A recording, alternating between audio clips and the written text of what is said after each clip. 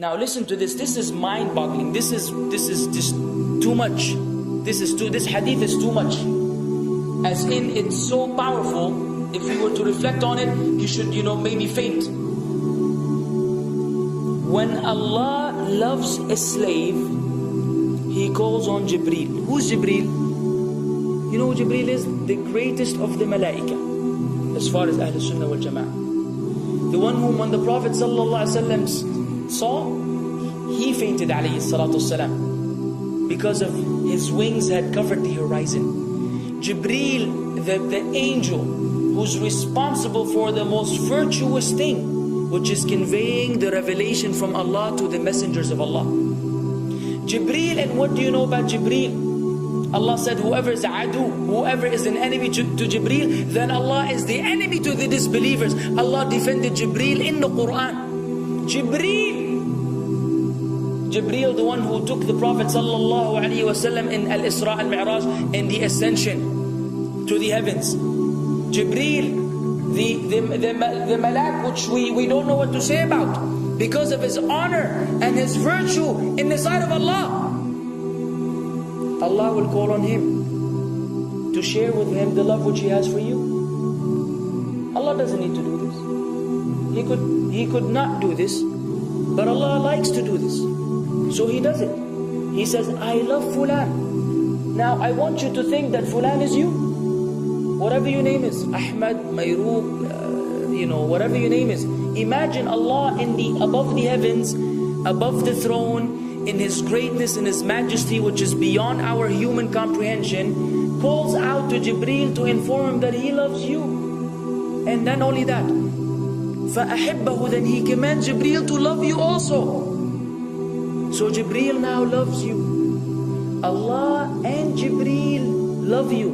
But it doesn't end there. Jibreel then will call upon the inhabitants of the sama. Who are they? All the malaika.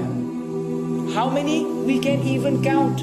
Trillions and trillions of malaika which Allah created beyond our, again, human comprehension. All of them are commanded simultaneously to love you. First Jibreel says, Allah loves Fulan, so now you have to love him. Then all of the angels in the heavens love you. Then Allah will place acceptance for you on earth. So people will love you. Not everyone. You may be saying, why do I have enemies?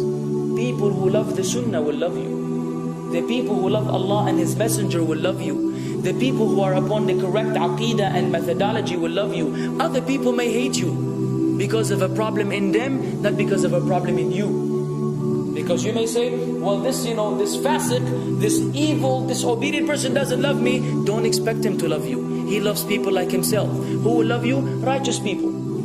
Righteous people. Well, they don't know why. They don't even know why. You've never even given them $1 or a riyal or a pound. You've never done anything for them. Maybe you scream at them. Maybe you do other things. It's Allah. Why? Because Allah had loved you first, then Jibreel had loved you first, then the malaika loved you afterwards, then Allah put acceptance for you on earth, so people have no choice but to love you.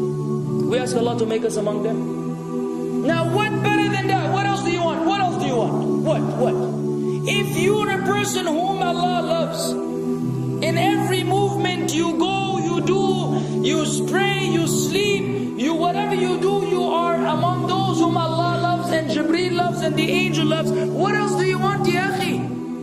You're guaranteed success in this life and in the life to come. Guaranteed. No way Allah will punish you. No way. No way Allah will punish someone whom He loves. But the hadith doesn't stop.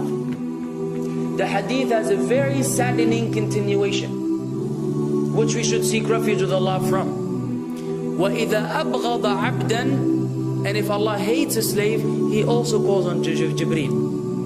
And He informs Jibreel that He hates this person. So He will command Jibreel to hate this person. Then Jibreel will tell the angels to hate this person. Then Allah will put hatred for him on earth.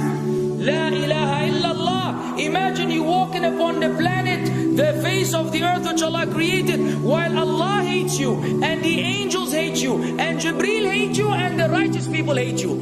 What a sad state for a human being. And ikhwan, we could be one of those as well.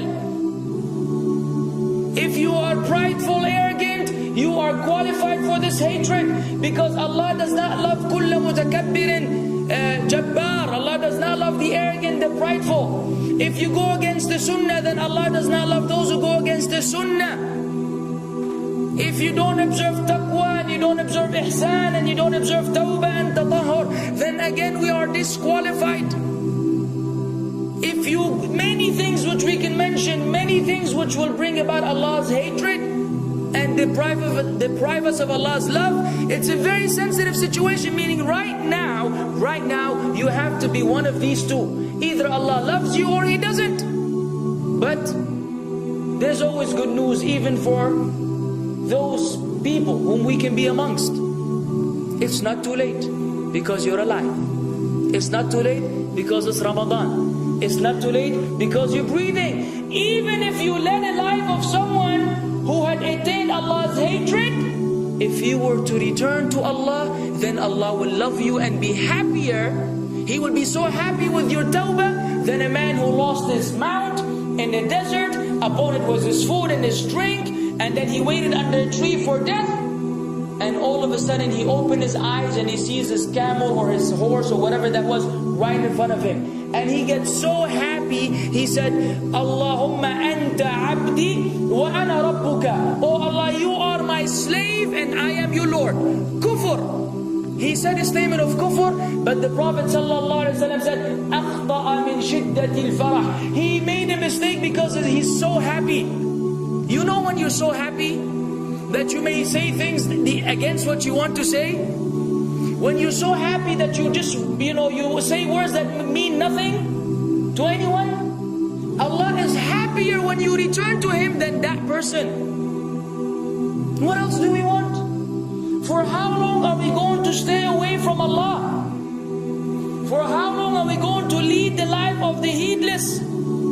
For how long are we going to go against the sunnah? What are you waiting for? Death? Death. حتى إذا جاء أحدهم الموت قال رب ارجعون لعلي أعمل صالحا فيما تركت كلا. Until when death comes to one of them, you say, oh Allah, allow me to return so that I may do good in that which I left behind. And it will be said to him, no, it's only a word. إِنَّهَا كَلِمَةٌ هُوَ قَائِلُهَا. It's nothing but a wish and a word he will have. It will not be fulfilled. Let us not wait for death, ya akhwan. If each one of us here, by Allah, if each one of us here acted upon the sunnah, lived according to the sunnah, and invited people to the sunnah, and enjoyed what is good, and forbade what is evil, wallah, we will make a major change in the city in which we live. And if Muslims hearing this all over the world had that same attitude, then we will change the condition of the whole ummah. So no enemy can come and play games with us. We will squash them, all of them.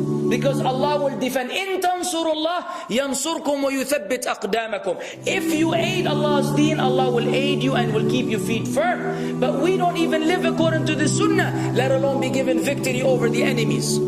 So we're being humiliated in everywhere we go in the world.